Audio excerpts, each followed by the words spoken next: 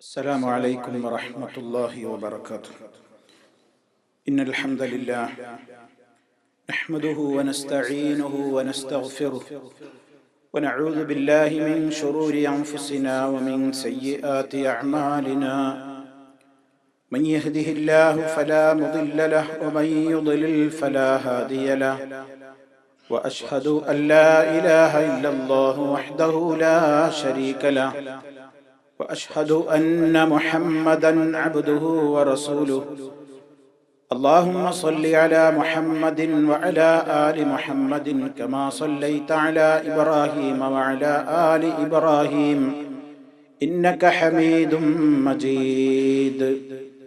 اللهم بارك على محمد وعلى آل محمد كما باركت على إبراهيم وعلى آل إبراهيم إنك حميد مجيد. يا أيها الذين آمنوا اتقوا الله حق تقاته ولا تموتن إلا وأنتم مسلمون. أما بعد فإن خير الكلام كلام الله وخير الهدي هدي محمد صلى الله عليه وسلم وشر الأمور محدثاتها وكل محدثة بدعة وكل بدعة ضلالة. أعوذ بالله من الشيطان الرجيم. وأنذر عشيرتك الأقربين واخفض جناحك لمن اتبعك من المؤمنين. സ്നേഹമുള്ള സത്യവിശ്വാസികളെ, വിശ്വാസിനികളെ, സഹോദരി സഹോദരന്മാരെ, സുഹൃത്തുക്കളെ, മഹാനായ റസൂലുള്ളാഹി സ്വല്ലല്ലാഹു അലൈഹി വസല്ലമിന്റെ ജീവിത ചരിത്രങ്ങളിലൂടെയുള്ള നമ്മുടെ പഠന പരമ്പരയിൽ പരിശുദ്ധ ഖുർആനിലെ വചനം ഇറങ്ങിയതാണ്ട് 2-3 കൊല്ലം കഴിഞ്ഞപ്പോഴേക്ക് ഈ രഹസ്യ സ്വഭാവത്തിൽ നിന്ന് ഇതിനെ പരസ്യപ്പെടുത്താനും സമൂഹത്തിനിടയിൽ എല്ലാവരോടും ഇത് വളരെ കൃത്യമായി ഇതിന്റെ ഉത്ബോധനങ്ങൾ അറിയിക്കുവാനുമുള്ള നിർദ്ദേശമടങ്ങുന്ന സൂറത്ത് അവതരിക്കുകയാണ് ഉണ്ടായത്. സൂറത്തു ശുഅറാ. സൂറത്തു ശുഅറാഇനൊരു പ്രത്യേകതയുണ്ട്. സൂറത്തു ശുഅറാഇന്റെ പ്രത്യേകത നമ്മൾ പരിശോധിച്ചു നോക്കിയാൽ, അതിന്റെ ആദ്യം മുതൽ അവസാനം വരെ പരിശോധിച്ചു നോക്കിയാൽ കുറെ കാര്യങ്ങൾ, അഥവാ മൂസ നബി അലൈഹിസ്സലാത്തു വസ്സലാമിന്റെ പ്രബോധന ജീവിത കാലഘട്ടത്തിന്റെ ആദ്യം മുതൽ അവസാനം വരെ ആ സൂറത്തിൽ പറഞ്ഞിട്ടുണ്ട്. മഹാനവറുകള് ആരാരുമില്ലാത്തൊരു കാലഘട്ടത്തിൽ പ്രബോധനം തുടങ്ങിയത്, പിന്നീട് ആ പ്രബോധനം വ്യാപിച്ചപ്പോൾ ഫിർഔനും അവന്റെ പട്ടാളവും ആക്രമിക്കാൻ വന്നത്, ഫറോവയുടെയും പട്ടാളത്തിന്റെയും അനുയായികളുടെയും ശത്രുതയിൽ നിന്ന് മൂസ നബി അലൈഹിസ്സലാമിനെയും വിശ്വാസികളെയും അള്ളാഹു കടൽ കടത്തി രക്ഷപ്പെടുത്തിയത്, അതിന്റെ ശേഷമുണ്ടായ ഒട്ടേറെ ചരിത്രങ്ങൾ, മൂസ നബി അലൈഹിസ്സലാമിന് വിജയമുണ്ടായതും അനുയായികൾക്ക് വിജയമുണ്ടായതും ശത്രുക്കളായ ആളുകൾ മുഴുവൻ നശിപ്പിക്കപ്പെട്ടതുമായ ഏറ്റവും വലിയ വിശദമായ ഒരു ചരിത്രമായിരുന്നു സൂറത്തു ശുഅറാഇന്റെ പ്രാരംഭത്തിലുള്ള പ്രമേയങ്ങൾ മുഴുവനും. മാത്രമല്ല, പ്രവാചകന്മാരെ കളവാക്കിയവർക്കൊക്കെ സംഭവിച്ചിട്ടുള്ള പര്യവസാനങ്ങൾ ആ അധ്യായത്തിൽ ഉണ്ടായിരുന്നു. നൂഹ് നബി അലൈഹിസ്സലാമിന്റെ സമൂഹത്തിന് എന്ത് സംഭവിച്ചു എന്ന്, ആദ് ഗോത്രത്തിന് എന്ത് സംഭവിച്ചു എന്ന്, സമൂദുകാർക്ക് എന്ത് സംഭവിച്ചു എന്ന്, ലൂത്ത് നബി അലൈഹിസ്സലാമിന്റെ നാട്ടുകാർക്ക് എന്ത് സംഭവിച്ചു എന്ന്, ഇബ്രാഹിം നബി അലൈഹിസ്സലാത്തു വസ്സലാമിന്റെ സമൂഹത്തിന് എന്ത് സംഭവിച്ചു എന്ന്, ഐക്കത്ത് നിവാസികൾക്ക്, അസ്ഹാബുൽ ഐക്ക എന്നറിയപ്പെടുന്ന ആളുകൾക്ക് എന്ത് സംഭവിച്ചു എന്ന് വളരെ കൃത്യമായി അവരുടെയൊക്കെ പര്യവസാനങ്ങൾ, അവരൊക്കെ പ്രവാചകന്മാരെ അവരുടെ കൂട്ടത്തിലേക്ക് ഇസ്ലാമികമായ ദഅവത്തുമായി കടന്നു വന്ന സത്യദൂതന്മാരെ കളവാക്കിയവരായിരുന്നു. അവർക്കൊക്കെ ഉണ്ടായ പര്യവസാനം എന്തായിരുന്നു എന്ന് സൂറത്തു ശുഅറാ കൃത്യമായി പറയുന്നുണ്ട്. ഇതൊക്കെ അടങ്ങുന്ന ചരിത്രങ്ങളൊക്കെ അടങ്ങുന്ന അധ്യായമാണ് പിന്നീട് നബി സല്ലല്ലാഹു അലൈഹി വസല്ലമിന് ഇറങ്ങുന്നത്.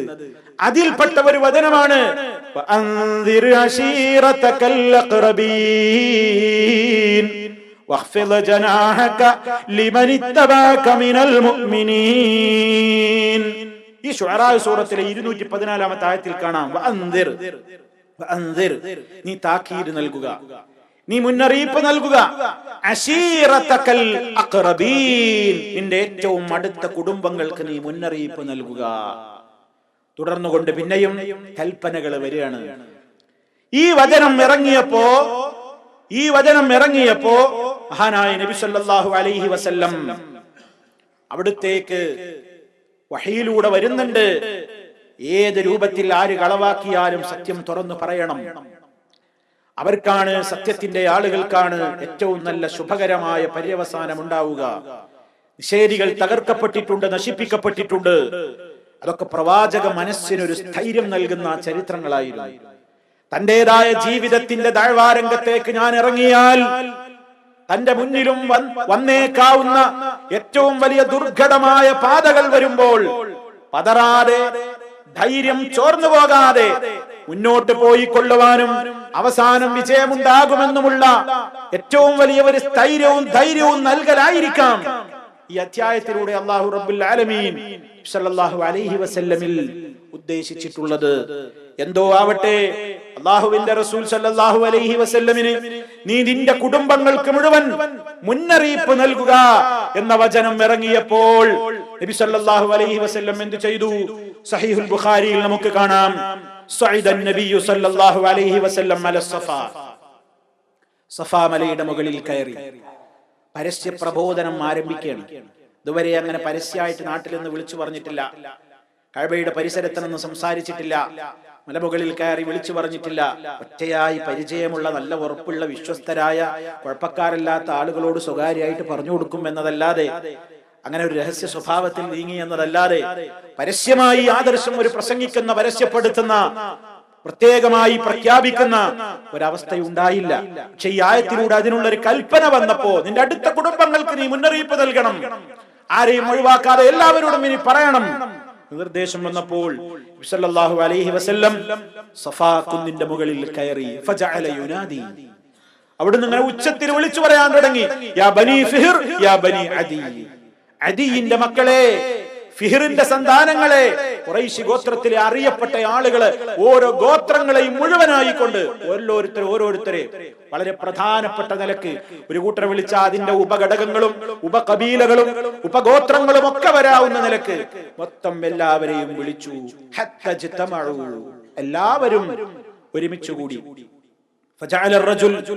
ആളുകളൊക്കെ പറയാൻ തുടങ്ങി, ആരാ വിളിക്കുന്നത്? മുഹമ്മദ് അല്ലേ വിളിക്കുന്നത്? അതെ, മുഹമ്മദ് വിളിക്കുമ്പോ എന്തെങ്കിലും കാര്യം ഉണ്ടാകും. എല്ലാവരും പോകാൻ തീരുമാനിച്ചു. കുന്നിന്റെ മുകളിലേക്ക് എല്ലാവരും കയറി വരും.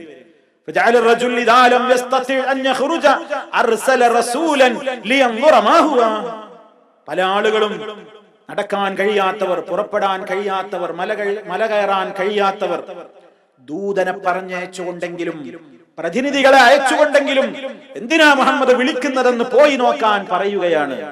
അങ്ങനെ എല്ലാവരുടെയും പ്രതിനിധികൾ മലമുകളിലെത്തി. കൂട്ടത്തിൽ ഖുറൈശി ഗോത്രങ്ങൾ മുഴുവനും, ഖുറൈശികളും അബൂലഹബും കൂട്ടത്തിൽ പ്രത്യേകം വന്നെത്തി. ഫഖാല, എല്ലാവരും തന്റെ മുമ്പിലെത്തിയപ്പോൾ നബി സല്ലല്ലാഹു അലൈഹി വസല്ലം ചോദിക്കുന്നു, അറഅയ്തുകും ലൗ അഖ്ബർതുകും അന്ന ഖൈലൻ ബിൽ വാദി തുരീദു അൻ തുഗീറ അലൈക്കും അകുൻതും മുസദ്ദിഖിയ. സല്ലല്ലാഹു അലൈഹി വസല്ലമിന്റെ ചോദ്യമാണ്, ചിന്തിപ്പിക്കുന്ന ചോദ്യമാണ്. അറഅയ്തുകും, എന്താണ് നിങ്ങളുടെ അഭിപ്രായം? എന്താ നിങ്ങൾക്ക് പറയാനുള്ളത്? ലൗ അഖ്ബർതുകും, ഞാൻ നിങ്ങളോട് വിവരം പറഞ്ഞു തന്നാൽ, ഞാൻ നിങ്ങളോടൊരു കാര്യം പറഞ്ഞു തന്നാൽ നിങ്ങൾക്ക് അഭിപ്രായം എന്താണ്? എന്താ കാര്യം പറയാനുള്ളത്? അന്ന ഖൈലൻ ബിൽ വാദി, ഈ മലഞ്ചെരുവിന്റെ ഭാഗത്തുകൂടെ ഒരു കുതിരപ്പട, ഒരു ശക്തമായ കുതിര സൈന്യം, കുതിരപ്പട, തുരീദു അൻ തുഗീറ അലൈക്കും, ഈ മലയുടെ പിന്നിൽ നിന്ന് ഒരു ശക്തമായ കുതിരപ്പട കയറി വന്നിട്ട് നിങ്ങളെ മുഴുവൻ അറ്റാക്ക് ചെയ്ത് നശിപ്പിക്കാൻ പോകുന്നുണ്ട് എന്ന് ഞാൻ നിങ്ങളോടെങ്ങാനും പറഞ്ഞാൽ അകുൻതും മുസദ്ദിഖിയ, നിങ്ങൾ എന്നെ ശരിവെക്കുമോ? ഞാൻ പറഞ്ഞത് നിങ്ങൾ അംഗീകരിക്കൂ? ഞാൻ അങ്ങനെ പറഞ്ഞാൽ നിങ്ങൾ വിശ്വസിക്കൂ? ഖാലു, അവരൊന്നടങ്കം പറഞ്ഞു, നഅം, പിന്നല്ലാതെ, നീ പറഞ്ഞ ഞങ്ങൾ വിശ്വസിക്കാതിരിക്കേ? കാരണം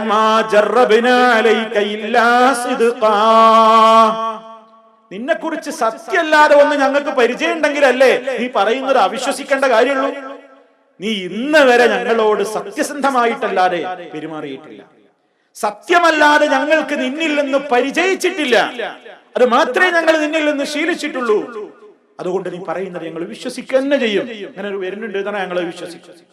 അപ്പൊ നബി സല്ലല്ലാഹു അലൈഹി വസല്ലം പറഞ്ഞു, എന്നാ എനിക്ക് അതല്ല പറയാനുള്ളത്. ഇതിന്റെ പിന്നെ ഒരു കുതിരപ്പട നിങ്ങളെ വന്ന് നശിപ്പിക്കുമെന്നല്ല ഞാൻ പറയാൻ പോകുന്നത്. അത് പറഞ്ഞാൽ ഞങ്ങൾ വിശ്വസിക്കൂലേ? അതിനേക്കാൾ കടുപ്പപ്പെട്ടൊരു കാര്യം ഞാൻ പറയാൻ പോകുന്നത്. ഫഇന്നനീ നദീറുൽ ലക്കും ബൈന യദൈ അദാബിൻ ശദീദ്.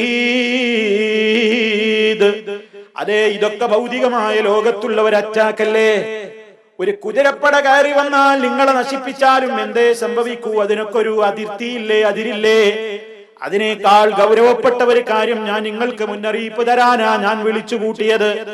ഇന്നനീ, നിശ്ചയമായും ഞാൻ നദീറുൽ ലക്കും, ഞാൻ നിങ്ങൾക്ക് താക്കീത് നൽകാൻ വന്നവനാണ്, ഞാൻ നിങ്ങൾക്ക് മുന്നറിയിപ്പ് നൽകുന്നവനാണ്.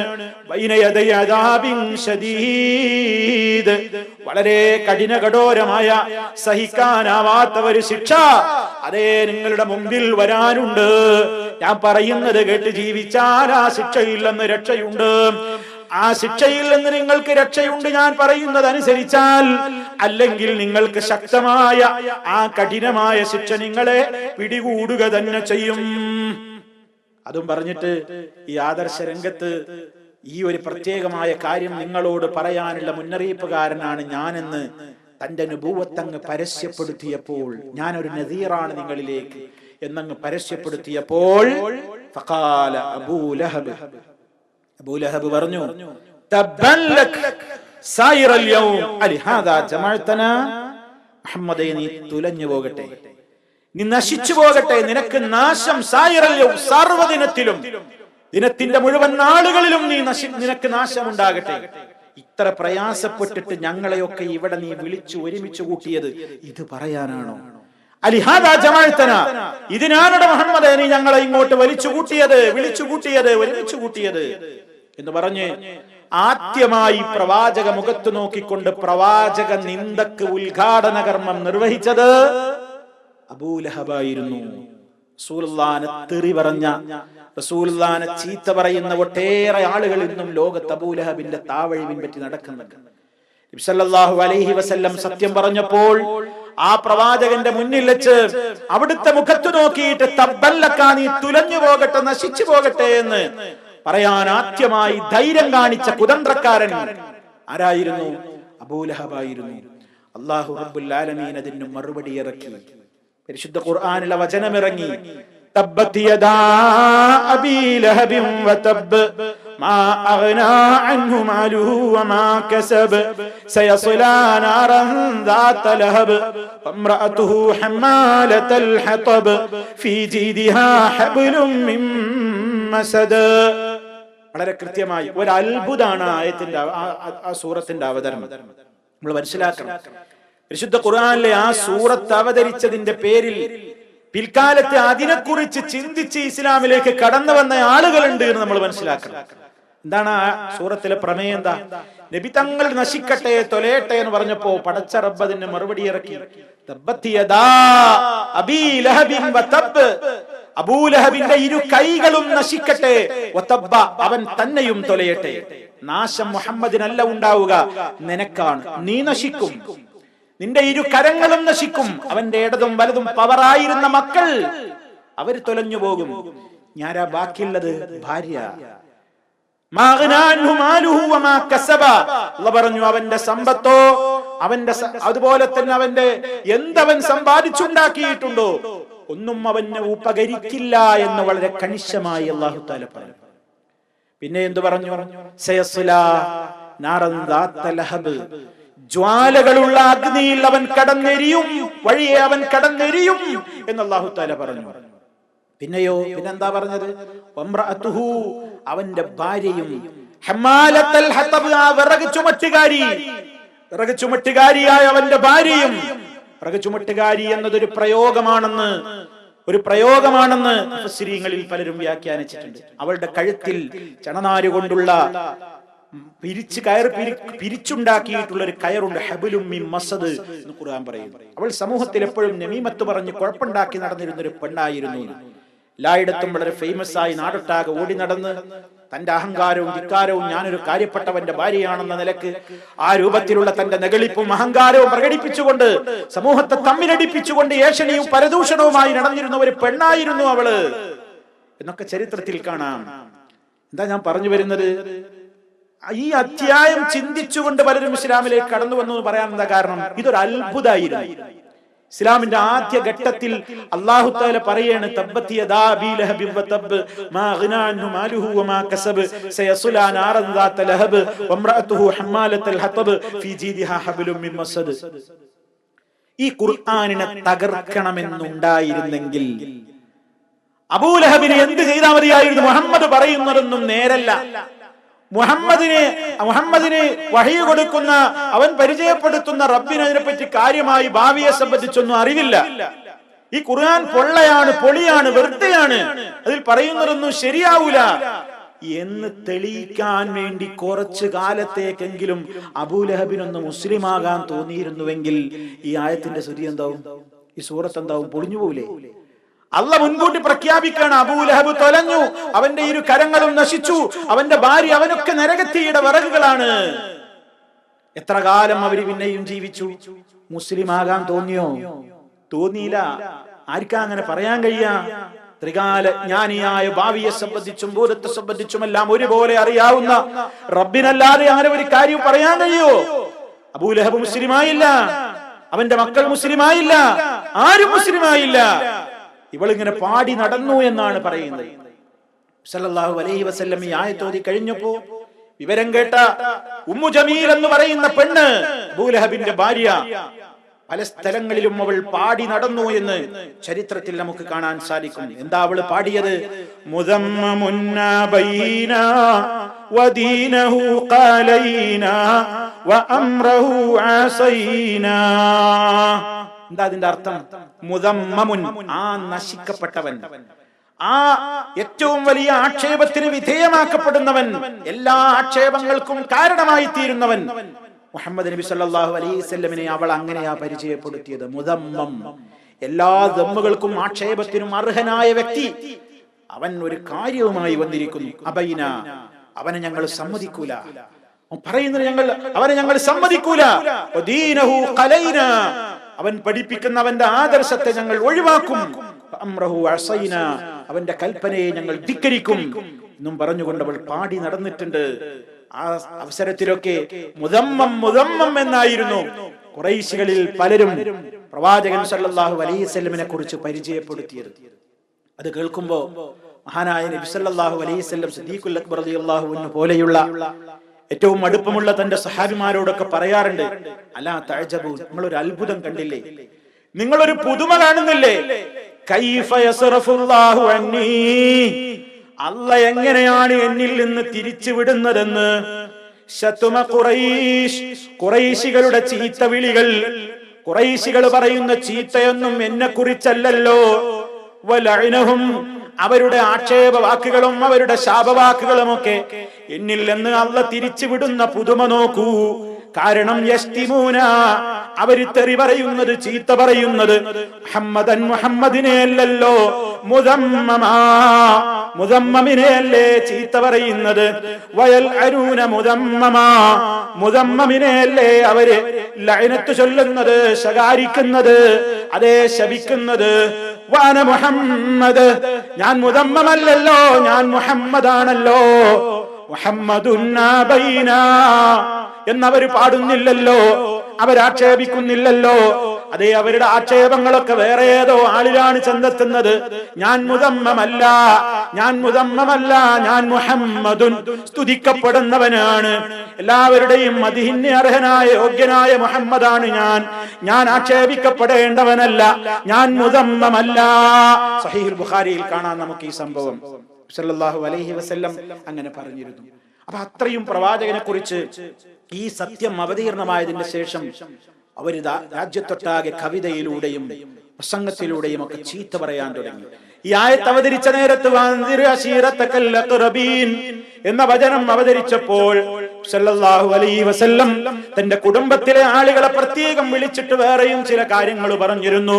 ഓ ഖുറൈശികളുടെ സമൂഹമേ, അതുപോലെ തന്നെ അബ്ദുമനാഫിന്റെ മക്കളെ, അബ്ബാസ് ഇബ്നു അബ്ദുൽ മുത്തലിബിന്റെ സന്തതികളെ, സഫിയ, പ്രവാചകന്റെ പിതൃവിയായ സഫിയ, അതുപോലെ തന്നെ എന്റെ മകൾ ഫാത്തിമ, കുടുംബത്തിലെ ഓരോ ആളുകളെയും പേരെടുത്ത് പോലും വിളിച്ചു പറഞ്ഞുകൊണ്ട് പറഞ്ഞു, നിങ്ങളൊക്കെ അൻഖിദൂ അൻഫുസകും മിനന്നാർ, നരകത്തിയില്ലെന്ന് നിങ്ങളുടെ ശരീരങ്ങളെ നിങ്ങൾ തന്നെ സംരക്ഷിച്ചോളണം.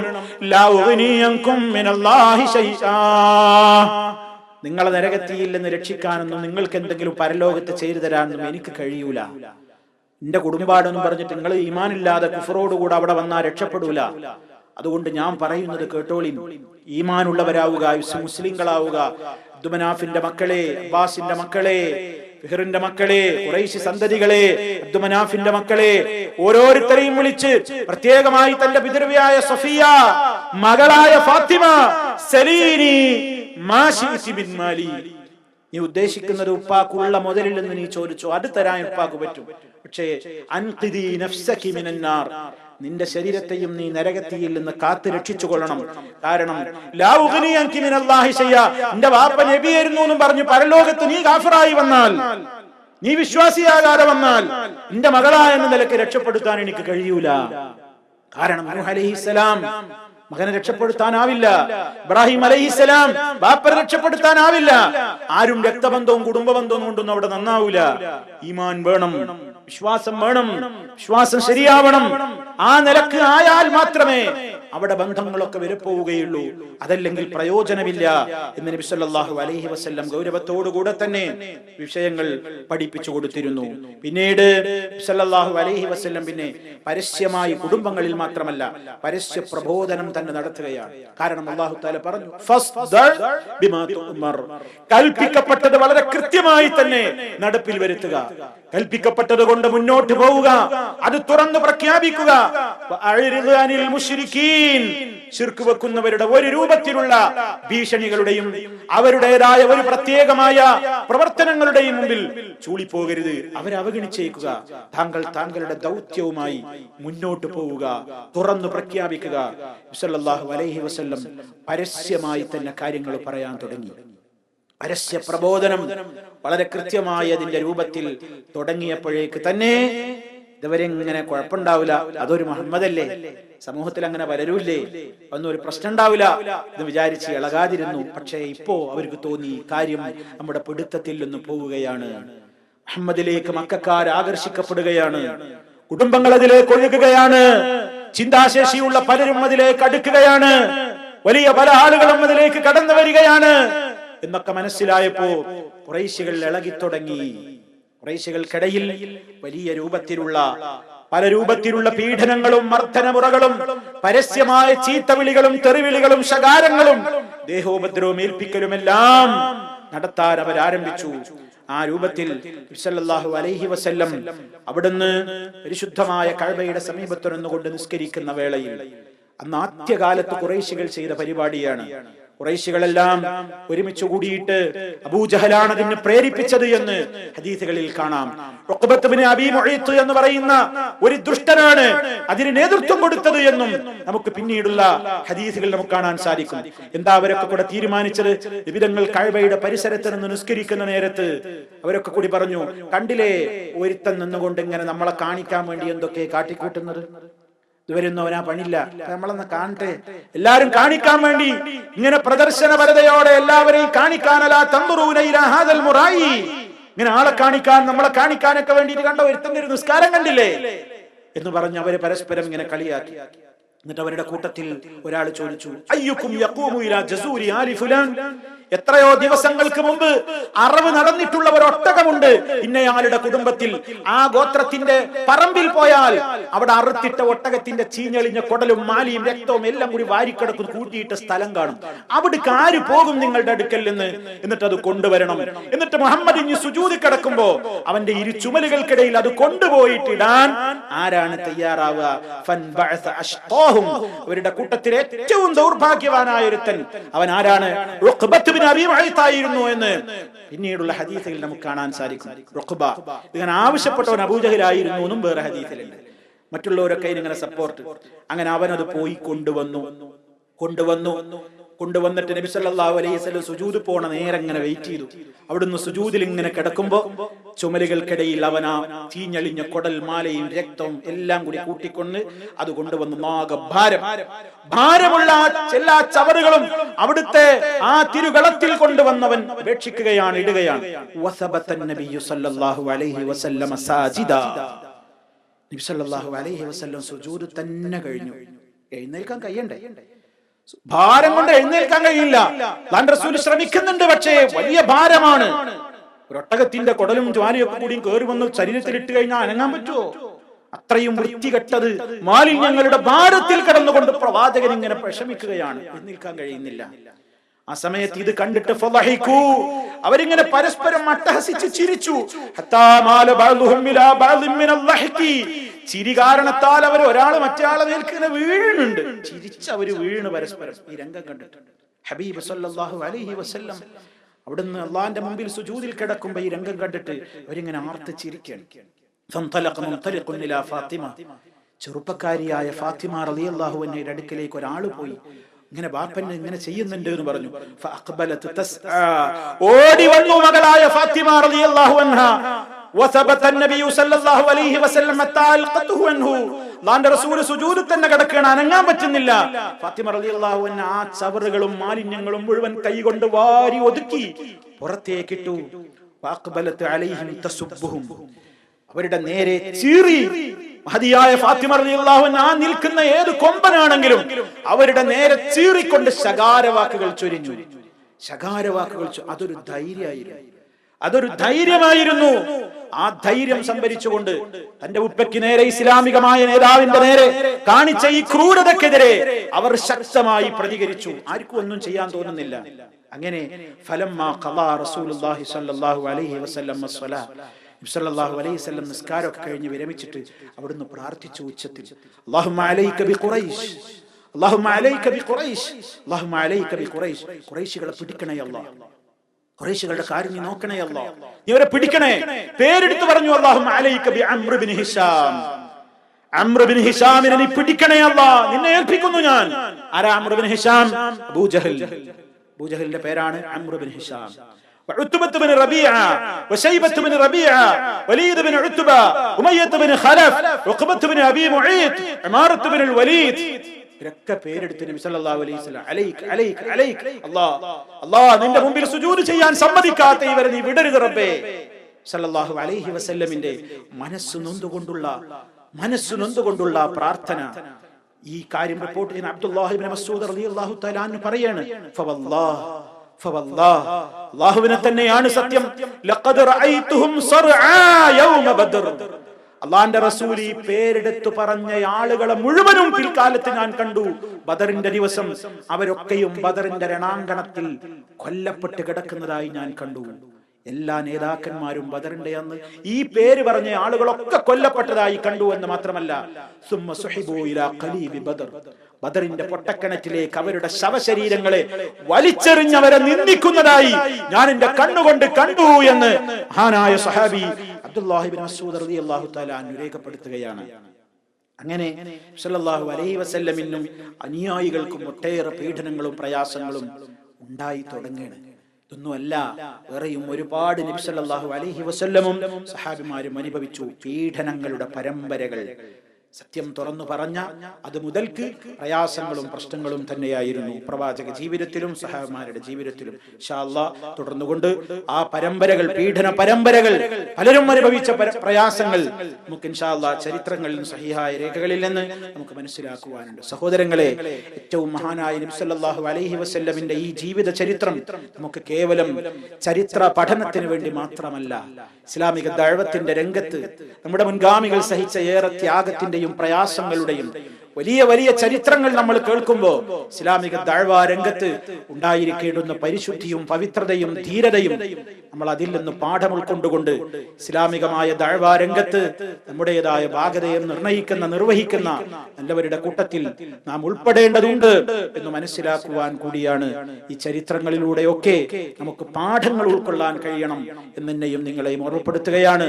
അല്ലാഹു റബ്ബുൽ ആലമീൻ മഹാനായ റസൂൽ കരീം സല്ലല്ലാഹു അലൈഹി വസല്ലം കാണിച്ചിരുന്ന സൽസരണിയിലൂടെ മുന്നോട്ട് പോകുന്ന അവിടുത്തോട് ആ നിലക്ക് മഹബത്ത് പ്രകടിപ്പിക്കുന്ന, അവിടുത്തെ അനുസരിച്ചുകൊണ്ട് ജീവിക്കുന്ന, അത് മുഖേന അള്ളാഹുവിന്റെ ഇഷ്ടത്തിന് പാത്രീഭൂതരാകുന്ന നല്ലവരിൽ നമ്മെ ഓരോരുത്തരെയും അവൻ ഉൾപ്പെടുത്തി അനുഗ്രഹിക്കുമാറാകട്ടെ. എല്ലാവിധ പ്രയാസങ്ങളിൽ നിന്നും നാഥൻ നമുക്ക് തുണയും രക്ഷയും നൽകുമാറാകട്ടെ. മാരകമായ രോഗങ്ങളിൽ നിന്നും, സഹിക്കാനാവാത്ത വേദനകളിൽ നിന്നും, പരീക്ഷണങ്ങളിൽ നിന്നും അള്ളാഹു നമ്മെ ഓരോരുത്തരെയും കാത്തു രക്ഷിക്കുമാറാകട്ടെ. നമ്മിലെ രോഗികൾക്ക് അള്ളാഹു ശിഫയും സുഖവും പ്രദാനം ചെയ്യുമാറാകട്ടെ. നമ്മിൽ നിന്ന് മരണപ്പെട്ടവർക്ക് അള്ളാഹു സന്തോഷപ്രദമായ ജീവിതം നൽകി അനുഗ്രഹിക്കുമാറാകട്ടെ. നമ്മയും അവരെയും അള്ളാഹു അവന്റെ സ്വർഗ്ഗലോകത്ത് ഒരുമിച്ച് ചേർക്കുമാറാകട്ടെ. اللهم ربنا تقبل منا إنك أنت السميع العليم.